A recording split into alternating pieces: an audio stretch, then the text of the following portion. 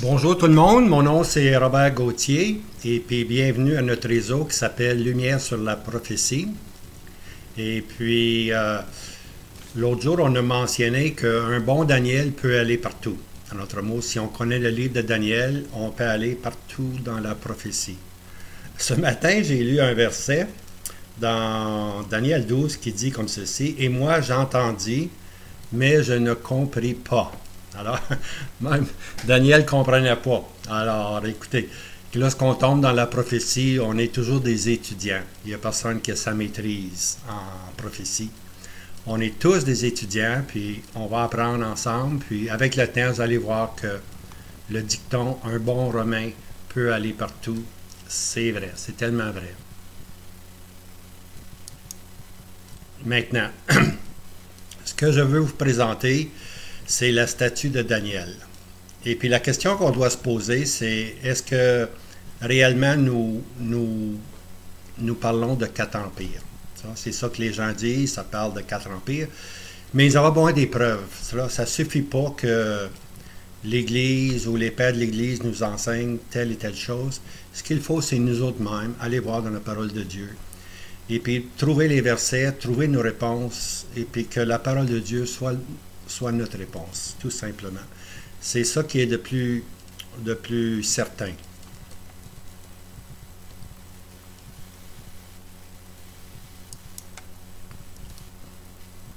Notre but, comme je disais, c'est de démontrer par l'appui des Écritures que le prophète Daniel nous enseigne sur l'essor et la destinée des quatre empires. Alors, on va avoir 4 vidéos qui vont nous montrer la croissance puis la destinée des quatre empires. Ça, c'est notre dicton favori. Un bon Daniel peut aller partout dans la prophétie. On va voir si c'est vrai. Alors, on commence. Daniel. Lorsqu'on parle de Daniel, naturellement, on a toujours devant nous la statue de Daniel. La tête, les épaules, les cuisses, les jambes, etc. Les 4 parties. On va prendre les 4 parties de Daniel. Dans Daniel 2, verset 28, on lit « Mais il y a un Dieu dans les cieux qui révèle les secrets et fait savoir au roi Nebuchadnezzar ce qui arrivera à la fin des jours. » Alors, le but de Daniel, c'est de nous faire savoir, il le fait savoir à Nebuchadnezzar, mais Dieu nous le fait savoir, ce qui arrivera à la fin des jours. La fin des jours, c'est une expression qui parle des derniers temps. Okay? Juste avant l'établissement du royaume de Christ, lorsqu'il va revenir avec l'Église pour régner sur la terre. Alors, la parole de Dieu ne nous cache absolument rien. Elle veut nous révéler le futur. Maintenant, ce qui est important de réaliser ici, c'est que jadis, le gouvernement de Dieu était à Jérusalem. Okay? C'était de Jérusalem que Dieu contrôlait, gouvernait le monde.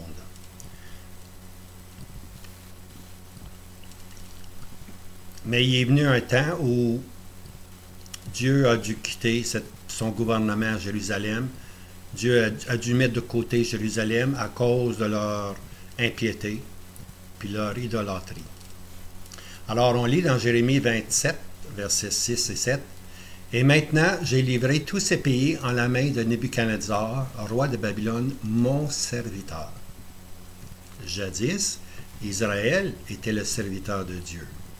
Et Dieu pouvait dire « mon serviteur, mon peuple ». Mais à cause de l'idolâtrie, Dieu maintenant rejette Jérusalem. Jérusalem va être détruit par Nebuchadnezzar. Puis Nebuchadnezzar va devenir maintenant le serviteur de Dieu. Okay? Le représentant de Dieu.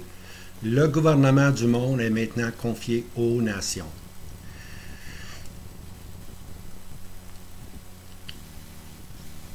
Alors ici, mon serviteur, bien important.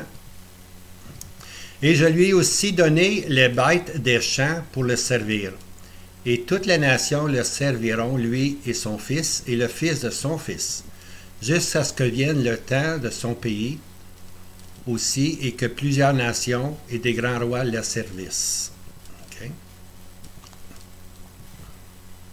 Premier empire des gentils, c'est Nebuchadnezzar. La tête de cette statue était d'or pur. Daniel 2, verset 32. La tête représente le nouveau serviteur, l'empire babylonien, dans la personne de Nebuchadnezzar. Alors, Babylone, ou ce qu'on appelle les Chaldéens, serait le premier des empires. Mais il va en avoir 4. En Daniel 2, nous lisons que c'est une tête d'or, mais en Daniel 7, dans Daniel 7, c'est un lion. Alors les deux, là, quand ça devient des bêtes, on regarde les parties du corps. La tête, c'est Babylone, Nebuchadnezzar. Mais plus tard, parce que les hommes ne regardent pas Dieu, sont devenus comme des bêtes, on va voir que dans Daniel 7, ça va être comme un lion. Mais on ne va pas là tout de suite. Fait historique. Maintenant, voici le pays des Chaldéens. Ce peuple n'existait pas. Assur l'a fondé pour les habitants des déserts. Ça, c'est Isaïe 23, verset 13. Okay? Ici, on lit que c'est Assur. Okay? Je sais Assur, là. Assur veut dire assyrien. Okay? Assur, c'est l'Assyrie. Okay? Puis le leader de l'Assyrie, c'est l'Assyrien. C'est un personnage très connu de l'Ancien Testament. C'est l'Assyrien qui a emmené captifs les 10 tribus d'Israël. Okay? Mais c'est dit que c'est Assur qui a formé les Chaldéens. Okay? Alors, Assur, la Syrie, c'est une puissance tellement grande, puis ils ont formé une petite province qu'on va appeler la Chaldée, qui deviendra Babylone. Avec le temps, Babylone va surpasser Assur. OK? OK? Alors, c'est Assur qui l'a fondé pour les habitants du désert. Mais tout ça, avec les années, ont changé. Donc, la Syrie, dont la capitale fut Ninive, ont bâti une ville sur l'Euphrate qui deviendra Babylone. Okay? La Syrie, sa capitale, c'est Ninive. Okay? Puis Ninive est sur l'Euphrate.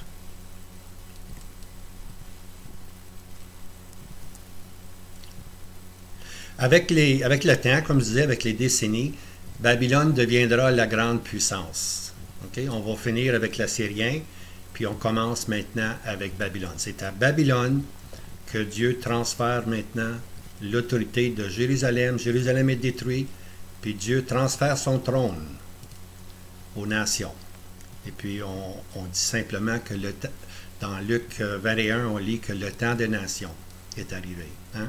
On est encore dans ce temps-là. Si on regarde un peu quelques marques, quelques cartes, on voit ici que Ninive est juste ici.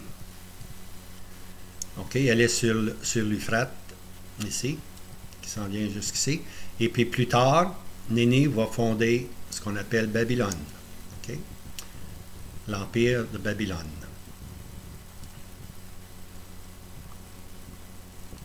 Ceci a eu lieu de 606 à 536 avant le Seigneur, avant Christ.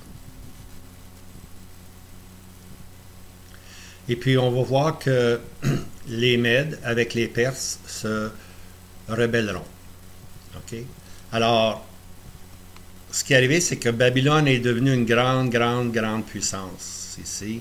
Mais ici, voyez-vous, Mèdes, et puis les Mèdes, l'empire des Mèdes et des Perses. Okay? Perse, c'est l'ancien nom pour l'Iran. Okay? Alors, les Mèdes, qui étaient tout petits, des petites provinces eux-mêmes, sont devenus grandes. Ils se sont fatigués d'être taxés par l'empire de Babylone. Et puis, finalement, ils vont envahir. Et puis, les Mèdes et les Perses vont détruire l'empire de Babylone. L'empire de Babylone va durer...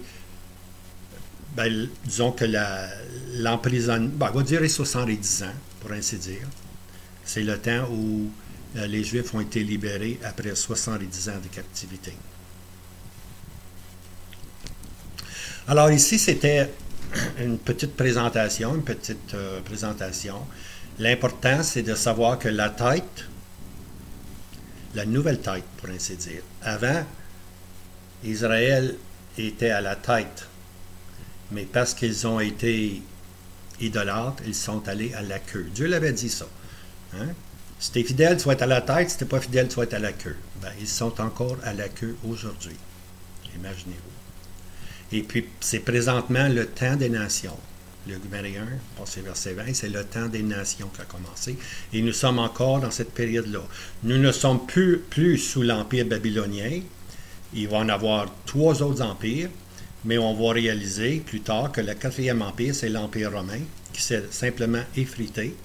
Mais l'Empire romain va reprendre vie un jour. On lit ça dans l'Apocalypse, on lit ça dans Daniel, que l'Empire romain va reprendre vie. Okay? Mais entre-temps, toute autorité a été transférée aux nations, et puis nous sommes présentement sous le temps des nations. Alors ça, c'est notre première partie sur la tête qui est naturellement Nebuchadnezzar. Alors que le Seigneur vous garde, passez une belle journée, et puis Maranatha.